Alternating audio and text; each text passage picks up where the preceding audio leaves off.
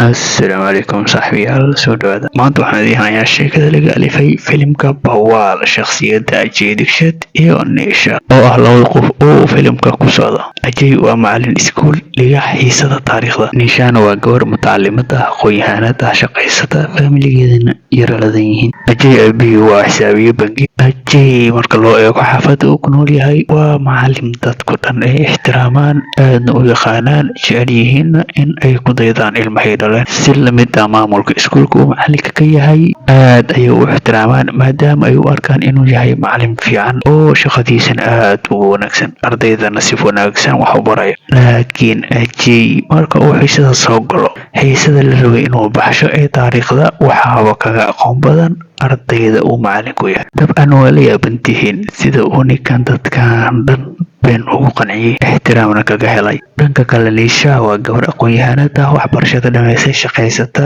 familigeedana xoogaa yara leeyihiin laakiin nolosheedu waa aragti qabyo maadaama aysan haysan lamaane nolosha ay wadaagaan Ajay iyo Niisha waxaa isku doonaya waalidiintooda Ajay waa uu aqbalayaa guurka maadaama gabadhu ay tahay mutacallimad dadkuna markay arkaan ixtiraamka ay u hayaan uu sii kordhayo aadna ay u qurux badan tahay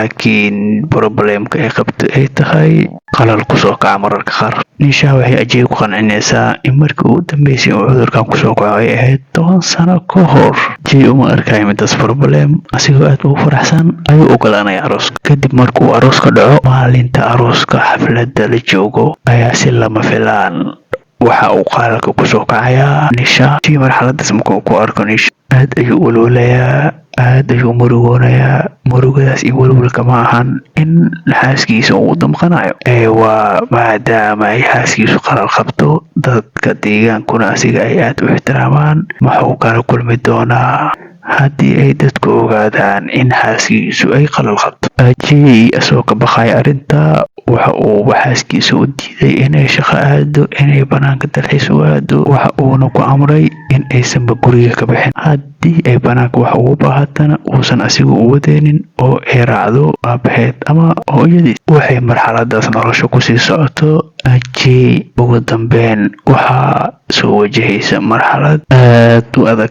maalin ka mid ah maalmihiisa xiisa ka mid ah xiisooyinka uu bixinayo asigoo ku guda jira ayaa waxaasi lama filaan su'aal uu weydiinaya arday ka mid ah ardaydiisa Ajay maadaama uusan aqoon dheeraad ah uusan u lahayn maadada uu bixinayo ee taariikhda ayuu ardayga waxa uu ku leeyahay su'aashaas iska daa imtixaanka kuma imaanayso ardayga oo qoslaya ayuu waxa uu macalinka ku oranayaa macalin ma iska dhahdid ma aqaani anaga waa ognahay inaanad ku fiicneen maadadan Ajay inta uu xanaaqo ayuu wuxuu dharbaaxsho kulul ku dhufanayaa arday xiisada marka uu kasoo baxo waxa uu soo aadayaa suuliga waxa uu meeshaas kala kulmayaa macalin kale oo iskuulka wax ka dhiga waxa uuna ku oranayaa maanta geesinimo ay dhiiranan ayaa samaysay maadaama aad darbaxday sharci dejiyaha wiilkiisa Ajay marka uu ogaado wiilka uu gacanta u qaaday inuu yahay sharci dejiyaha wiilkiisa waxaa kusoo yaraanaya dhulka oo idil waxa uuna maalintaa dhanka walwalayaa shaqadiisa shakhsiyadiisa shacbiyada weyn oo ku leeyahay deegaanka uu ku nool yahay ugu dambeyn waxaa loogu yeerayaa xafiiska maamulka waxa uuna halkaas kula kulmayaa sharci dejiyaha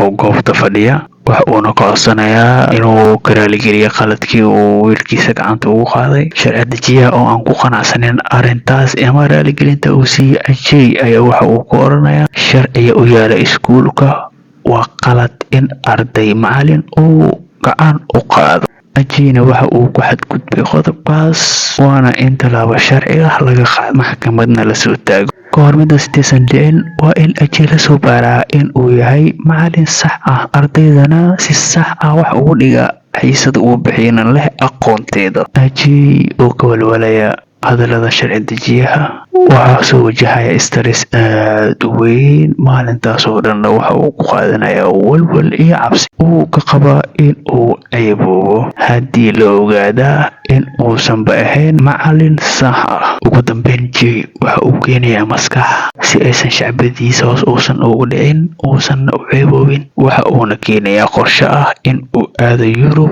ardaydan uu soo gudbiyo taariikhdii dagaalkii dunida si indhaha dadku ay ugu yara mashquulaan. Ajay maadaama uusan haysan lacagtaas uu ku baxo, waxa uu diyaarinayaa qorshe ah in aabihiisa uu ka qaado lacagtaas maadaama uu yahay xisaabiye bangi. Waxa uu aabihiis ku qancinayaa maadaama xaaskiisu aysan weligeed banaanka u bixin, aysanna israacin labadooda, inuu markaan u wadayo dalxiis, Yurubna ay aadayaan, mar labaadna ay halkaas ku galayaan 7 bishii malabkana halkaa kusoo qaadanaya. Aabihiis oo aad ugu faraxsan isbedelka wiilkiisa ayaa waxa uu ogolaanayaa lacagtii, wax ayna sidaa ku aadayaan Yurub labadoodaba. Ajay maadaama uu ahaa qof weligiisna ceebta iyo fadeexada, waxa uu leeyahay xaaskiisa, haddii aad rabto inaad magaalada ku dalxiiso keligaa bax, anigu keligay ayaan soconaya, sababtoo ah haddii aad adigoo socda magaalka ku dhex qalashid, aniga meeshaan wax iga yaqaana ma lahan, shacbiyadeedana hoos uma dhacayso. Nisha midaas xumaan uma arkayso maadaama hadaladaas ay mar walba kala kulmi jirtay. Okay ayay leedahay,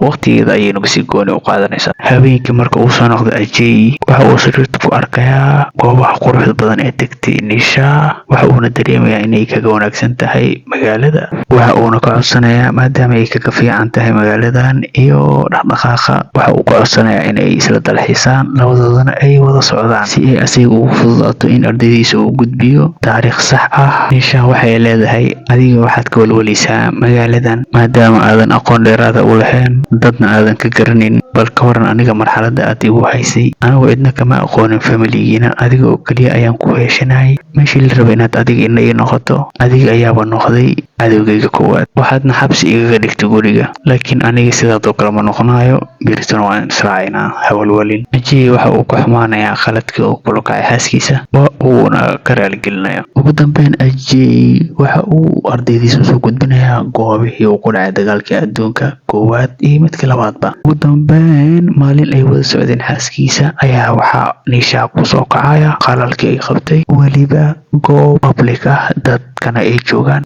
Ajay oo la yaaban marxaladda ay gashay Nisha, ugu dambeyn waxaa isbedelaya damiirkiisa, wax uuna u damqanayaa xaaskiisa. Ugu dambeyn xaaskiisa iyo